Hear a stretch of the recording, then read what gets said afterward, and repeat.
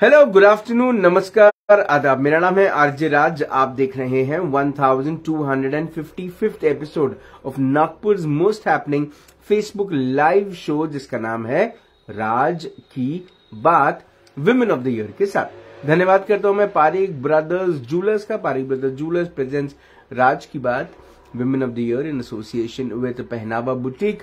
A big thank you to Money Edge, Strawberry Farms. Also a big thank you to Antra Multi Services, Hamperite by Nidhi Rathi, and of course you who like my show, share my show, and also follow my show. अगर आप इस show को पसंद करते हैं तो आप कृपया इस शो को शेयर भी कर सकते हैं. आज की जो हमारी मेहमान है वो एक म्यूजिक टीचर है. वो एक आर्ट्स से भरपूर, एक म्यूजिक से भरपूर एक स्कूल चलाती हैं और एक बड़ा एक्सपीरियंस म्यूजिक के साथ रखती हैं. चलिए मुलाकात करते हैं मिसेस ज्योत्सना जाजू मैम से. मैम नमस्कार. नमस्ते मैम, स्वागत आपका राज की बात में. सबसे पहले ज्योत्सना मैम, मैं आपके बारे में जानना चाहता हूँ, आपकी कहानी क्या है बचपन से लेके अब तक. पहले जब छोटी थी तब क्या सरनेम था, और उसके बाद फिर वक्त के साथ कैसे चीजें बदली? मैं बचपन में मेरा नाम ज्योत्सना केला था. मैं जब 3 साल की थी तब से म्यूजिक में हूँ. मेरी बुआ जी सितार बजाने जाती थी, तो बस उंगली पकड़ के उनके साथ चल लेती थी और सामने बैठ के गुनगुनाते रहती थी. तो पहले तो ऐसे स्टूडेंट्स बहुत नहीं होते थे जी. तो सर ऐसे गोद में उठा के मुझे अंदर ले जाते और मुझे सारे गमा पधनी सा ऐसे सिखाते थे. धीरे धीरे मेरा इंटरेस्ट बढ़ता चला गया उसमें जी. पता ही नहीं चला, बुआ जी तो शादी करके ससुराल चली गई और मेरा संगीत चलते रहा. कितने सालों तक आप सीखती रही, और उसके बाद ये जब विवाह हुआ तब उसके पहले क्या म्यूजिक में आपने कुछ किया? मैंने देखिए 9th में थी तब संगीत विशारद हो गया था मेरा. और उसके बाद तो मैं तालुका प्लेस से हूँ, छोटा गांव है. वहाँ पे कॉलेज में भी म्यूजिक नहीं था, पर मैंने एफर्ट्स लेके प्राइवेट में म्यूजिक सब्जेक्ट शुरू करवाया और ऐसे मैंने बीए कंप्लीट किया. बीए के बाद एमए के लिए मैंने अमरावती, मेरे बड़े ब्रदर वहाँ रहते थे तो उनके पास चली गई और मैंने वहाँ वीएमवी से एमए किया. एमए करने के लिए थोड़ा स्ट्रगल करना पड़ा. घर में मम्मी को मनाना पड़ा बहुत, क्योंकि मम्मी की इच्छा थी बस शादी करे और ससुराल जाए. पर मेरी जिद थी कि एमए किए बगैर शादी नहीं करूंगी, क्योंकि अगर मैं कुछ सीख के जाऊंगी तो ससुराल वाले भी मुझे कुछ आगे पढ़ाएंगे जी. ये मेरा विजन था जी. तो काफी घर में थोड़ा ऑर्थोडॉक्स था. तो क्या गाना है, मीराबाई बनना है, ऐसे सब कमेंट्स आते चले गए घर पे जी. पर ठीक है, मैंने उसको सबको नजरअंदाज किया और एमए किया. एमए जिस दिन खत्म हुआ उसके बाद मेरी मैरिज हो गई जी. नागपुर में ही रहते हैं मेरे हस्बैंड श्री मनोज कुमार जी जाजू जी. LITN है, केमिकल इंजीनियरिंग किया है उन्होंने, बीटेक केमिकल इंजीनियर है. वो भी मतलब उन्हें तो ये नहीं पता था कि म्यूजिक में पोस्ट ग्रेजुएशन भी होता है, पर म्यूजिक लवर थे वो भी जी. वो भी काफी अच्छा गाते हैं. तो उनका एक सपना था कि मेरी वाइफ जो हो जस्ट हाउसवाइफ नहीं हो जी, कुछ करने वाली हो जी. और वो जब मेरी उनसे पहली बार मुलाकात हुई और मेरा जब सफर उन्होंने सुना तो उनको बड़ा अच्छा लगा और बोले तुम आगे भी कर सकती हो, अगर करना चाहो तो आगे भी पढ़ सकती हो जी. बस मेरा तो वही मन बन गया कि शादी तो यही करेंगे, क्योंकि माहेश्वरी समाज में शादी के बाद पढ़ाने वाला सीनियरिया था ही नहीं जी. तो बस मैंने तो हाँ कर दी. शादी के बाद 1 साल में रही यहाँ. फैमिली हमारी काफी बड़ी थी जी. बट मेरी फैमिली बहुत एजुकेटेड है. सब लोग डॉक्टर, आर्किटेक्ट, इंजीनियर सब ऐसे ही है. तो कहीं मुझे प्रॉब्लम नहीं आई जी.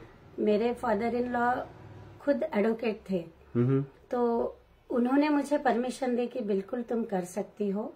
और एक ऐसा मौका आया उस समय कि आपने क्लासिकल सिंगर नाम सुना होगा, प्रख्यात नाम है उनका, श्रीमती प्रभा अत्रे. बिल्कुल. प्रभा अत्रे जी यहाँ आई थी, उनका एक ऐसा सेमिनार था, उस सेमिनार में मैं भी अटेंड करने गई थी जी। तो पता चला कि उनके वहाँ पे एमफिल भी शुरू हुआ है। मेरी भी मन में थोड़ी थोड़ी इच्छा हुई कि चलो आगे पढ़ना चाहिए जी। मनोज जी से ऐसे ही मैंने बताया कि मेरी इच्छा है मैं थोड़ा कुछ आगे और पढूं और संगीत में कुछ करूं जी। तो घर में बात चलाई तो बस मेरे ससुर जी तो तैयार हो गए, चली जाओ तुम पढ़ लो। और मेरा सफर शुरू हो गया शादी के बाद का। 3 साल मैं बॉम्बे में रही, SNDT यूनिवर्सिटी में मैंने, चर्चगेट है, चर्चगेट पे है ये यूनिवर्सिटी जी जी। यहाँ पे मैंने एडमिशन ली और सुश्री प्रभा अत्रे जी के अंडर एमफिल शुरू किया। और आपको पता होगा मैंने मेरी private coaching Dada Saheb Phalke award जिनको मिला है, पद्मावती शालिग्राम जी, इनके पास में मेरा प्रैक्टिकल का पूरा तैयारी किया था। तो ऐसे दिग्गज लोगों के साथ मेरा सफर रहा बॉम्बे का संगीत का। काफी स्ट्रगल था उस पीरियड में, क्योंकि घाटकोपर में रहती, बोरीवली जाती, 1 घंटे के क्लास के लिए मुझे 6 घंटे लगते जी। पर ठीक है, जब आपने कुछ तय किया है तो ये 6 घंटे कुछ नहीं लगते जी। और बस करते चले गई मैं। और वहीं से मुझे प्रेरणा मिली कि मैं खुद कुछ कंपोज भी करूं जी। तो मनोज जी का ये था कि आपको ऑल इंडिया रेडियो पे गाना है तो आप खुद कंपोज करेगी तभी गाओगे जी। एक उन्होंने मेरे सामने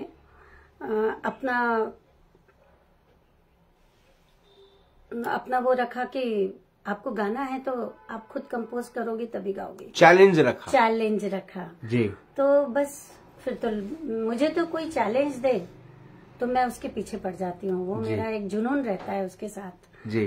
तो बस मैंने अपने कंपोजिशंस बनाने शुरू कर दिए, भजन अलग अलग टाइप से, क्लासिकल गीत, सेमी क्लासिकल गीत, गजल्स, सबका मैंने अपना कंपोजिशन बनाना शुरू किया। और मैं एग्जाम में अपीयर हुई, मैं एग्जाम क्लियर करी और मैं करीब 20 साल तक के रेडियो आर्टिस्ट रही और रेडियो पे गाती रही। मेरे लिए नेशनल कवि है श्री कृष्ण कुमार जी चौबे, वो आज नहीं है, मैं उनको प्रणाम करती हूँ।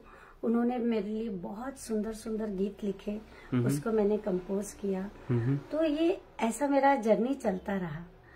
और कैसा होता है ना, शादी के बाद में हस्बैंड वाइफ जब बात करते हैं तो हम दोनों की बातें भी म्यूजिक की होती थी जी।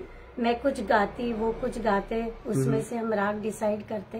तो ऐसे करते हमारा जिंदगी का सफर भी एक सुरीला सफर चलता रहा। बच्चे भी हमारे म्यूजिकली थे, कितने बच्चे? अच्छे गाते थे। मेरे 2 बच्चे थे, एक बेटी एक बेटा। बेटी मेरी नहीं रही अब, वो भी संगीत विशारद थी, बहुत अच्छी डांसर थी, पर रोड एक्सीडेंट में नहीं रही। वो मेरे लाइफ में बहुत बड़ा सेटबैक रहा है, पर आज वो मेरे साथ है ऐसा ही मैं मानती हूँ, क्योंकि हर समय वो मेरे जहन में ही है। गाना गाती हूँ तो वो मेरे साथ रहती है, कुछ भी काम करती हूँ तो उसकी ताकत मेरे साथ रहती है। बेटा भी मेरा आर्किटेक्ट है, आर्टिस्ट ही है, मतलब वो आर्ट तो है ही, और गाना भी बहुत सुंदर गाता है। उसने भी बचपन में 6 में था तब पूरे नागपुर में फर्स्ट 8 में आया था वो सिंगिंग में। तो ये सब कैसा है कि पूरा म्यूजिकल फैमिली हो गई हमारी। मनोज जी भी बहुत सुंदर गाते हैं और बच्चा भी मेरा बहुत अच्छा गाता है। और स्टूडेंट्स का तो मतलब अब बताऊं, जो इस मुकाम पे मैं पहुंची हूँ इसमें स्टूडेंट्स का बहुत बड़ा हाथ है, क्योंकि उनके सपोर्ट के बगैर और उनका जो एक फेथ है मेरे पे जी, और मेरे से जो सीखने की एक लगन है जी, कि आपकी कंपोजिशन सीखना है मैडम, तो उनके लिए हमेशा मैं कुछ ना कुछ नया कंपोज करते रहती हूँ और उनको सिखाते रहती हूँ। सबसे पहले मैं आपसे ये जानना चाहूंगा कि आपने एकेडमी कब खोली, कब आपको ऐसा लगा कि अब जो ज्ञान है जो मैंने हासिल किया, पीएचडी करी, मुंबई गई, इतना स्ट्रगल लिया, 1 घंटे की ट्रेनिंग के लिए 6 घंटा ट्रैवल किया, वहां से बहुत कुछ सीख कर आया, कब ऐसा लगा कि अब इसे बांटना चाहिए, इसे लोगों तक फैलाना चाहिए? एक्चुअली ये तो मेरा बचपन का ही सपना था। जब मैं 8 साल की थी तभी से मैंने ये सोच के रखा था कि ये संगीत जो मैं कर रही हूँ इसको मैं हर इंसान के लिए यूज करूंगी, हर इंसान को संगीत सिखाऊंगी, क्योंकि संगीत ही एक ऐसी कला है जिससे आप अपने जीवन में रिलैक्स फील कर सकते हो जी, शांति से रह सकते हो, खुश रह सकते हो, क्योंकि जीवन के हर पड़ाव में हर कोई आपके साथ नहीं होता। उस समय आप अकेले होते हो तो लाइफ बहुत मिजरेबल हो जाती है जी। वो लाइफ हैप्पी होने के लिए अगर आपके पास संगीत है, ठीक है आप नहीं गा सकते कोई बात नहीं, तो आप सुन सकते हो जी, मधुर संगीत सुन सकते हो। जितना अच्छा सुनोगे उतना अच्छा आपका मन बनेगा, जितना अच्छा मन बनेगा उतनी अच्छी आपकी सोच बनेगी, उतना अच्छा आपका बिहेवियर बनेगा। तो संगीत पर्सनालिटी बनाता है जी। मेरी तहे दिल से इच्छा है कि हर छोटे बच्चे को कंपल्सरी संगीत सिखाना चाहिए। उसने करियर बनाना है ऐसा नहीं मैं बोल रही जी, लेकिन अगर उसके लाइफ में संगीत रहेगा तो उसकी लाइफ बैलेंस रहेगी जी, क्योंकि ये पेशेंस सिखाता है। हर तकलीफ में अगर आप सब छोड़ के ओम करते हो तो आपका माइंड रिलैक्स हो जाता है और आपको सोचने के लिए वे मिल जाता है जी। तो इसलिए संगीत बहुत जरूरी है। लेकिन आजकल क्या हो गया है, हर कोई अलग अलग क्लासेस में लगाने से संगीत की तरफ ध्यान नहीं दिया जा रहा जी। लोग सोचते हैं ठीक है हो जाएगा, उसकी तो इच्छा नहीं है, बट जैसे हम खाना खाते हैं कंपल्सरीली, वैसे कंपल्सरी संगीत सिखाना बहुत जरूरी है जी। आप देख रहे हैं आज इतना स्ट्रगल है, लेकिन इसके आगे और भी लाइफ में स्ट्रगल रहेगा बिल्कुल। बट हम बच्चों को पैम्पर्ड कर रहे हैं, हर चीज जो चाहिए उनको हाथ में दे रहे हैं, लेकिन आगे उनके लाइफ में क्या होगा ये किसको पता है। उस समय आप क्या करेंगे, जो उनके किस्मत में होगा वही उनको करना है जी। उस समय उनको संभालने के लिए अगर लाइफ में संगीत होगा तो वो अपने आप को बैलेंस कर पाएंगे। ये मेरा लाइव एग्जाम्पल है। जब मेरी बेटी गई मेरा परिवार बहुत तकलीफ में था, हम लोग उभर नहीं पा रहे थे जी। लेकिन मेरे स्टूडेंट्स ने मुझे वापस से संगीत शुरू करने के लिए बोला और धीरे धीरे संगीत की दुनिया में हम ऐसे खो गए, अपने आप को स्टैंड किया, बेटे को स्टैंड किया, हस्बैंड भी मेरे बैलेंस्ड हो गए। तो इस तरीके से हमने अपने आप को संभाला।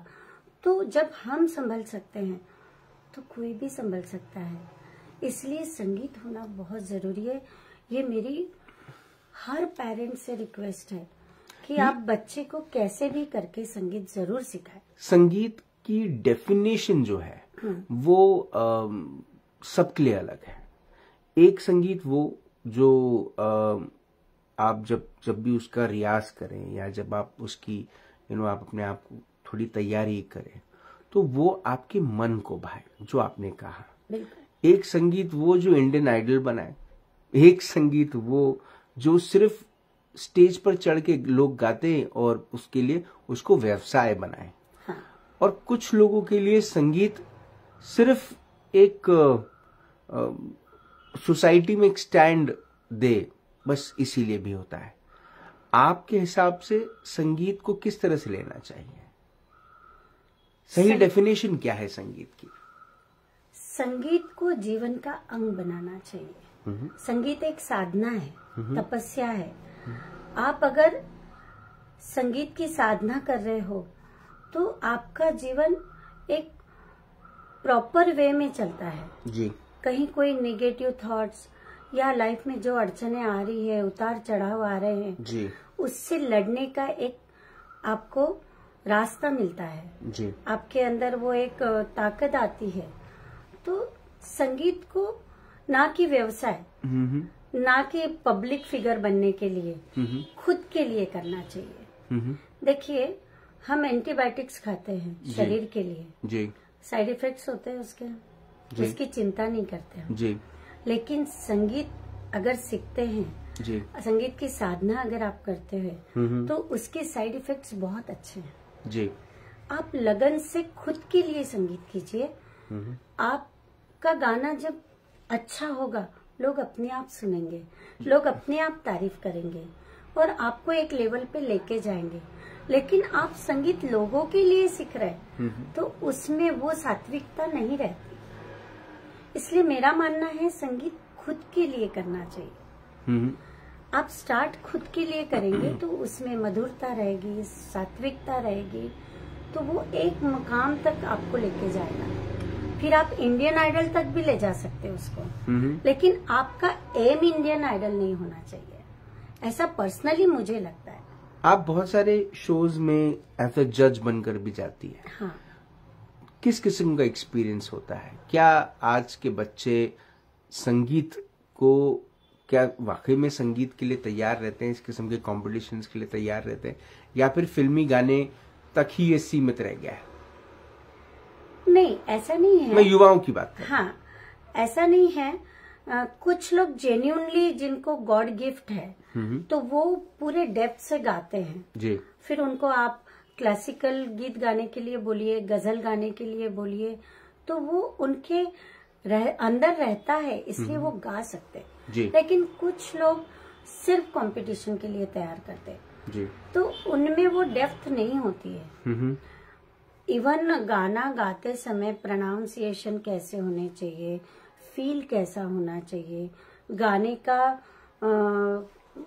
का मूड क्या है जी। मूड के अकॉर्डिंगली आपके एक्सप्रेशंस, ये सब चीजों पे एक ध्यान देने की बात है। मैं अभी रोटरी क्लब में जज करके गई थी। वहां पे मतलब काफी लोगों ने गाया, लेकिन एक बंदा ऐसा था जिसने रफी साहब का गाना गाया, किसी की परवाह नहीं थी, वो अपनी धुन में गाया उसने जी। वो गीत और बाकी लोगों का गीत, दोनों में जमीन आसमान का फर्क था। वहां पे भी जो लोग मौजूद थे उनको भी महसूस हुआ वो। तो वो चीज होनी चाहिए, जो आप गा रहे हो वो दिल से होना चाहिए जी। लोगों को दिखाने के लिए नहीं। स्पेशली मेरा यही बोलना है कि गाना जो है आप खुद के लिए गाइए, पूरा डूब के गाइए, उसके साइड इफेक्ट्स अच्छे हैं। सबसे डिफिकल्ट टाइम आपकी जिंदगी का जो रहा है वो जब आपकी बेटी का वो एक्सीडेंट हुआ, कैसे आप इस बड़े से पहाड़ को, इस बड़े से पर्वत को पार करते हैं? क्योंकि ये बहुत सारे ऐसे लोग होंगे जिनके साथ ये चीज शायद कभी हुई होगी, वो अभी तक उभर नहीं पा रहे होंगे। है, बहुत लोग हैं, काफी नियर भी है, और जो वो दुख लेके बैठे हैं और कहीं ना कहीं वो दुख के साथ जी रहे हैं। दुख हमें भी है, लेकिन हमने दुख को खुशी में बदल दिया। कैसे? कि बिटिया नहीं है पर बिटिया है जी। संगीत के माध्यम से वो हमारे साथ है पूरे समय, क्योंकि जब वो थी तो पूरी तरह संगीत में थी। मुझे हेल्प भी करती थी, स्टूडेंट्स को पढ़ाती थी। आज भी जब वो छोटी थी तब से पढ़ाती थी, देखती थी मैं कैसे पढ़ाती हूँ, तो मैं कहीं बिजी हूँ तो वो पढ़ाती थी जी। तो आज भी लोग याद करते हैं मेरे स्टूडेंट्स की, बरखा बहुत अच्छा पढ़ाती थी। आज भी उसका पढ़ाना याद है। तो उसकी सब अच्छी बातें, उसकी जितनी भी अच्छी बातें, उसको रोज जीते हम, रोज जीते, उससे बात करते और उसको अपने साथ में लाइव रखते। बस इसीलिए हम लोग आज स्टैंड कर पाए और खुश हैं। ज्योत्सना जी, जब कोई भी स्ट्रगल आता है जीवन में, वो आपके मुंबई वाला जो आपका वक्त था जहां पर आप अकेले होकर ट्रेनिंग भी करती थी, वापस आने के बाद परिवार को कैसे मैनेज किया आपने? क्योंकि उसके बाद आपने एकेडमी भी खोल ली, अब एकेडमी, घर, बच्चे बड़े हो चुके हैं आपके, लेकिन फिर भी कैसे मैनेज करती हैं? मल्टीटास्किंग होती है महिलाएं, ये मुझे पता है, और एक आर्टिस्ट तो डबल मल्टीटास्किंग होता है, लेकिन आप इसको कैसे? देखिए, वो बोलते हैं ना कि हर सफल आदमी के पीछे एक औरत का हाथ होता है जी। वैसे ही एक सफल महिला के पीछे उसके पति का साथ होता है। जी। मेरे पति का हर समय मेरे साथ थे, मेरे तकलीफ में साथ में थे, मेरे स्ट्रगल में साथ में थे, हमेशा हौसला बढ़ाते रहे जी। और बराबरी में मेरी हेल्प करते रहे। जब मैं जॉब में थी, शुरू में यवतमाल में जॉब कर रही थी, बरखा 2 ही महीने की थी, तो जब मैं कॉलेज जाती तो वो उसको संभालते और फिर घर आती तो वो अपना काम करते। तो इस तरीके से उसको बड़ा किया। उसके बाद सारंग आया तो 2 बच्चों को संभालने में दिक्कत तो थी, परिवार का साथ था, पर फिर भी जो एक पेरेंट्स को करना पड़ता वो पेरेंट्स को ही करना पड़ता है। तो उस पीरियड में भी मतलब हम दोनों मिलके ही संभालते थे।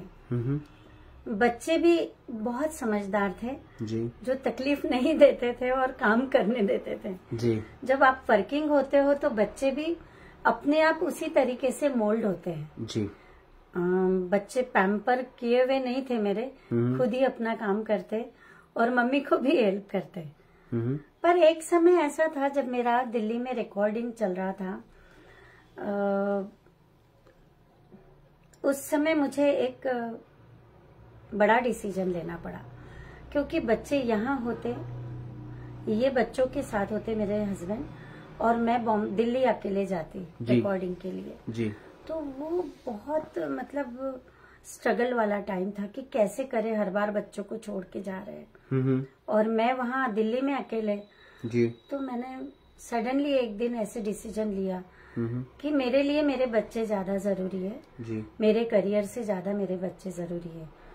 वैसे भी आर्टिस्ट टॉप पे रह के हमेशा टॉप पे नहीं रहता जी।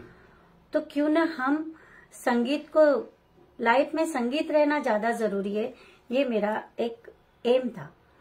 तो इसलिए मैंने उसको टीचिंग की तरफ डाइवर्ट किया जी।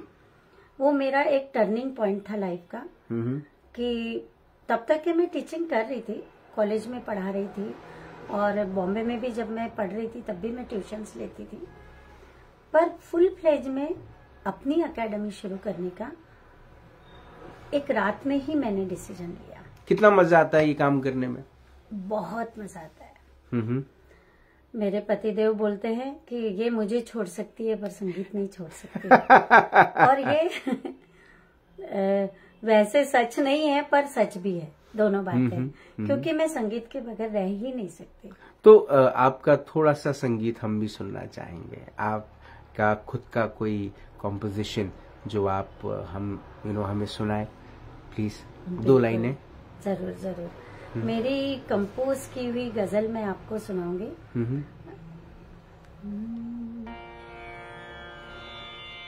आह को चाहिए एक उम्र असर होने तक, आह को चाहिए एक उम्र असर होने तक, कौन जीता है तेरी जुल्फ के सर होने तक, आह को चाह एक उम्र असर होने तक। क्या बात है, बहुत अच्छा। और एक लता जी का गाना कुछ जो आप सुना रहे हैं। मेरा गला तो ठीक हाँ, नहीं थोड़ा है फिलहाल, जी पता है आपकी पर मैं तबीयत, कोशिश करती हूँ। आपकी तबीयत थोड़ी नासाज है ये पता है हमको, बट अगर 2 लाइनें आप। हाँ, लता जी को एक श्रद्धांजलि भी होगी मेरी तरफ से जी। मैं कोशिश करती हूँ जी।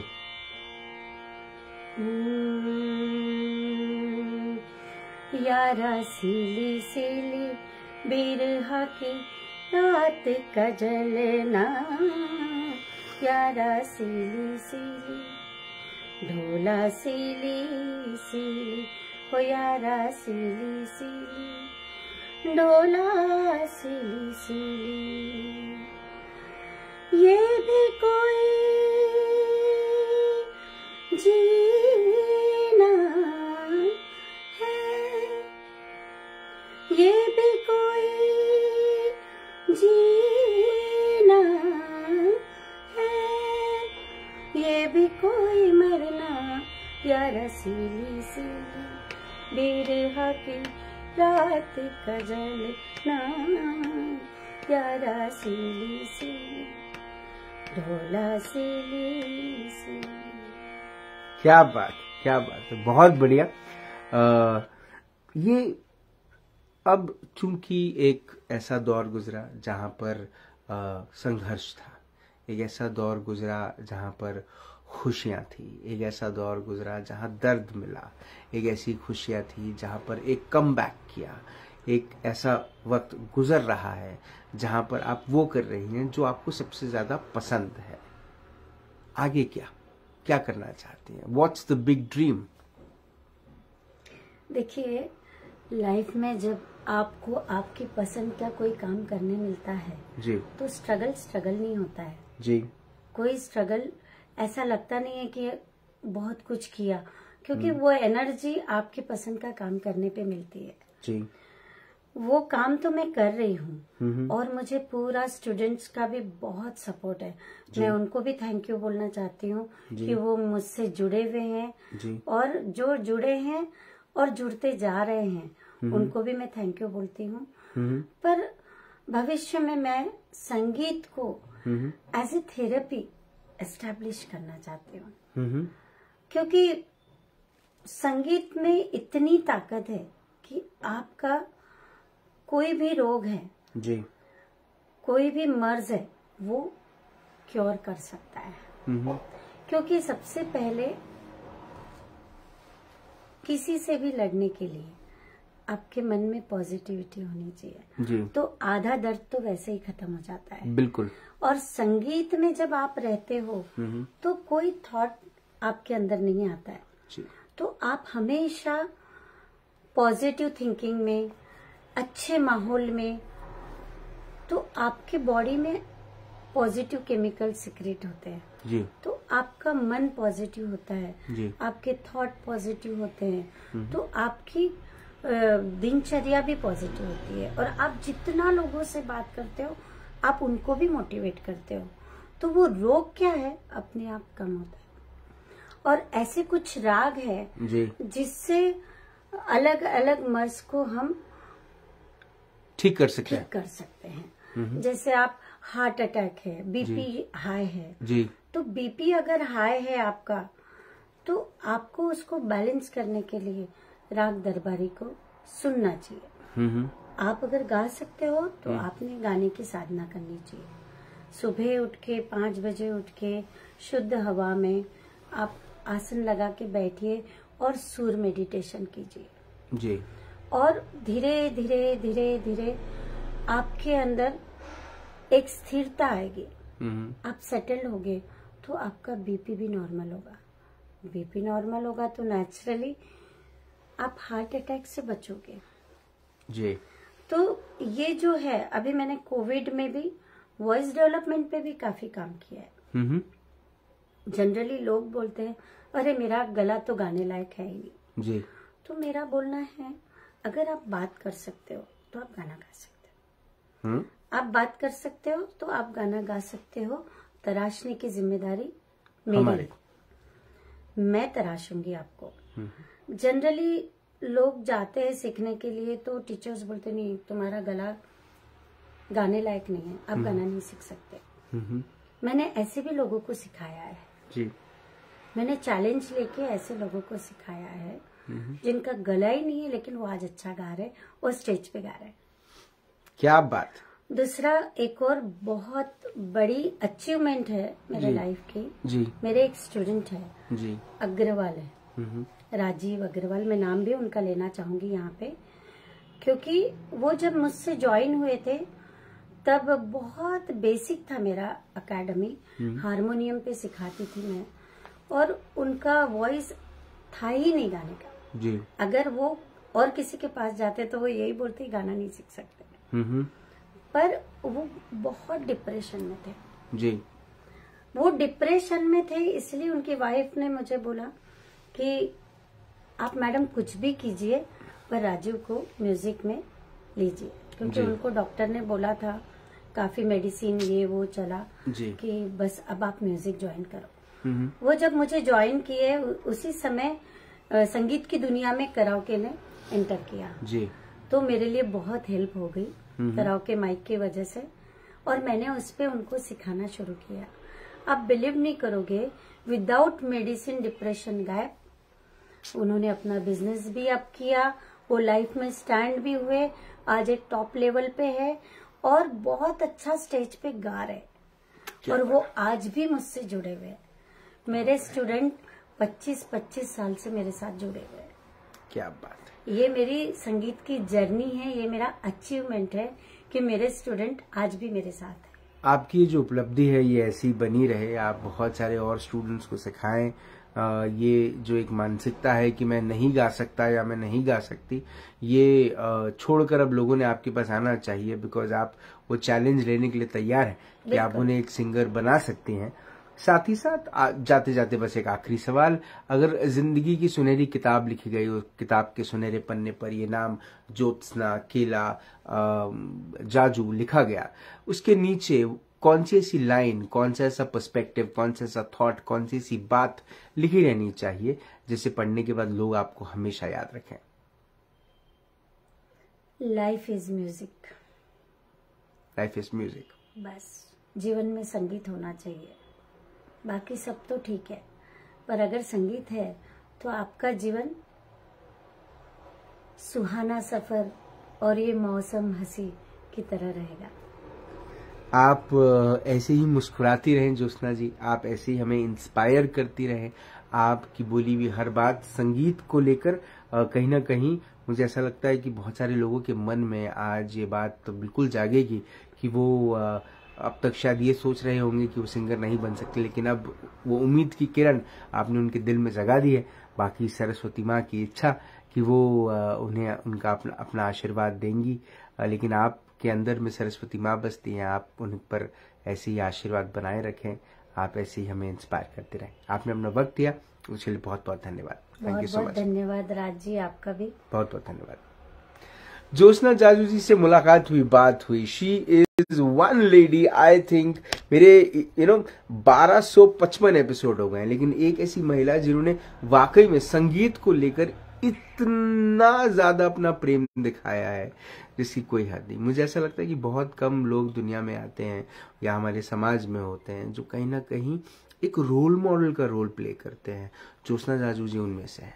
She is one role model to people should look upon her, कि जिंदगी में संघर्ष क्या होता है, जिंदगी में पीड़ाएं क्या होती हैं, दर्द क्या होता है, मुस्कुराहट क्या होती है, और अपने एक लक्ष्य के प्रति अपना समर्पण क्या होता है। लोग एक रास्ता चुन तो लेते हैं, लेकिन उस रास्ते पे चलने के लिए अपनी स्ट्रैटेजीज बनाने में ज्यादा बिजी हो जाते हैं, ना कि चलने में। मुझे ऐसा लगता है कि जिंदगी चलने का नाम है। जिंदगी कोई रेस नहीं है जहां से आपको एक जगह से दूसरी जगह छोर पे पहुंचना है। जिंदगी एक मैराथन है, जिसे आप दौड़ते रहेंगे तो कभी आपको छांव मिलेगी, कभी आपको धूप मिलेगी, कभी आपको पेड़ मिलेंगे, कभी आपको फूल मिलेंगे, कभी आपको फल मिलेंगे, कभी आपको कांटे मिलेंगे, कभी आपको पत्थर मिलेगा, कभी आपको पानी मिलेगा, कभी आपको आसमान दिखेगा, और कभी आपको खूबसूरती। उम्मीद है कि आप ऐसी खूबसूरती को अपनी जिंदगी का हिस्सा बनाएं, आप अपनी जिंदगी को एक मैराथन समझें, और ये शो को जरूर शेयर करें। आपसे फिर होगी मुलाकात इन राज की बात।